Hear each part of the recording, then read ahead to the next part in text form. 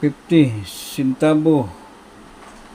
Marcelo del Pilar, mga kabarya, no? Patuloy na binibili ng mga kakilala kong kolektor, no?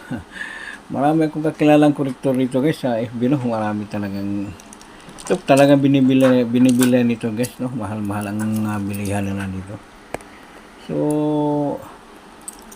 sino pong may ganitong klaseng sintabo, no? Napag nyo lang dito, no? Para pag-usapan po natin, mga kabarya, no? Marami akong mga kilalang kolektor dito, no? Wala talagang bumibili nito klaseng coin, no? Ito na po ang mga rare coin, no? Kaya mahirap ito mahagilap, no? Sa ngayon, talagang hinahanap ng mga kasamahan kong kolektor, no? May marami akong kakilala dyan, no? So, napag yun nandito, guys, no? Sana may kapaglapag dito para pag-usapan natin, no?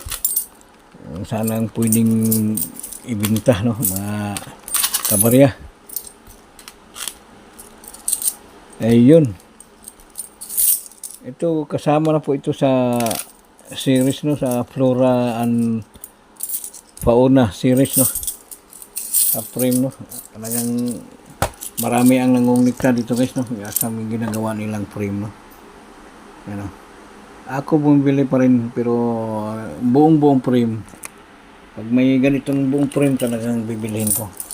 Pero mga ganitong mga individual, baka may hawak po kayo, message na nga dito, no?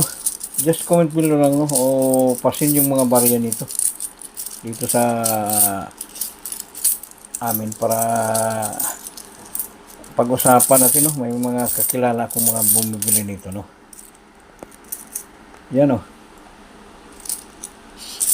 Para mapili kayo, no? Mga kakilala kong kolektor.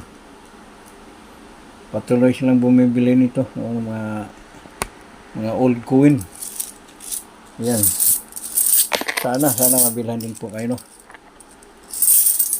Yan. Itong